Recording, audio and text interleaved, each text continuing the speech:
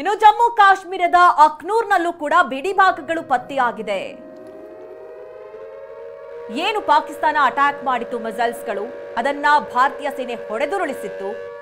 ಅದು ನೆಲಕ್ಕುರುಳಿದಂತ ಸಂದರ್ಭದಲ್ಲಿ ಅದರ ಬಿಡಿ ಭಾಗಗಳು ಈಗ ಪತ್ತೆ ಆಗ್ತಾ ಇದೆ. ಭಾರತೀಯ ಸೇನೆ ಪ್ರತ್ಯುತ್ತರಕ್ಕೆ ಡ್ರೋನ್ಗಳು ಧ್ವಂಸವಾಗಿದೆ. ಡ್ರೋನ್ ಚೂರುಗಳು ಮತ್ತು ಅವಶೇಷಗಳು ಈಗ ಪತ್ತೆ ಆಗ್ತಾ ಇರುವಂತದ್ದು. ಜಮ್ಮು ಕಾಶ್ಮೀರದ ಅಖ್ನೂರ್ನಲ್ಲಿ ಏನು ಪಾಕಿಸ್ತಾನ ಮಿಸೈಲ್ಸ್ಗಳಿಂದ ಡ್ರೋನ್ಗಳಿಂದ ಅಟ್ಯಾಕ್ ಮಾಡಿತ್ತು, ಆ ಡ್ರೋನ್ಗಳನ್ನ ಭಾರತೀಯ ಸೇನೆ ಹೊಡೆದುರುಳಿಸಿತ್ತು.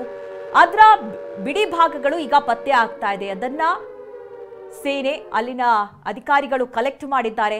ನಂತರ ಅದನ್ನ FSLಗೂ ಕೂಡ ಕಳುಹಿಸಲಾಗುತ್ತೆ. ನಂತರ ಅದರಲ್ಲಿ ಬಳಸಲಾಗಿರುವಂತಹ ಕೆಮಿಕಲ್ಸ್ಗಳಾಗಿರ್ಬೋದು ಅಥವಾ ಏನೆಲ್ಲ ಬಳಕೆ ಆಗಿತ್ತು ಅದರ ಕುರಿತಂತೆಯೂ ಕೂಡ ತನಿಖೆ ನಡೆಯುತ್ತೆ. ಯಾಕೆಂದ್ರೆ ಟರ್ಕಿಯಿಂದ ಪಾಕಿಸ್ತಾನಕ್ಕೆ ನೀಡಲಾಗಿರುವಂತಹ ಡ್ರೋನ್ಗಳಿವು, ಇದು ಎಷ್ಟರ ಮಟ್ಟಿಗೆ ಕೆಲಸ ಮಾಡುತ್ತೆ ಅನ್ನೋದು ಕೂಡ ಗೊತ್ತಾಗಬೇಕಾಗಿದೆ. ಯಾಕೆಂದ್ರೆ ಈಗಾಗಲೇ ಹಲವು ಡ್ರೋನ್ಗಳನ್ನು ಭಾರತೀಯ ಸೇನೆ ಮೇಲೆ ಅಥವಾ ಭಾರತದ ಮೇಲೆ ಪಾಕಿಸ್ತಾನ ಪ್ರಯೋಗ ಮಾಡಿದೆ. ಆದರೆ ಅದೆಲ್ಲವನ್ನ ಕೂಡ ಹೊಡೆದುರುಳಿಸಿದೆ ಭಾರತೀಯ ಸೇನೆ. ಇದು ಎಷ್ಟರ ಮಟ್ಟಿಗೆ ಪವರ್ಫುಲ್ ಹಾಗಾದ್ರೆ ನೋಡಿ, ಒಂದ್ ಕಡೆ ಗಮನಿಸ್ತಾ ಇದ್ದೀರಿ, ಅಲ್ಲಿನ ಸ್ಥಳೀಯರು ಅದನ್ನ ಕೈಯಲ್ಲಿ ಹಿಡಿದಿದ್ದಾರೆ. ಅವಶೇಷಗಳು ಪತ್ತೆ ಆಗಿರುವಂತದ್ದು, ಅಲ್ಲಲ್ಲಿ ಇಂತಹ ಅವಶೇಷಗಳು ಪತ್ತೆ ಆಗ್ತಾ ಇದೆ.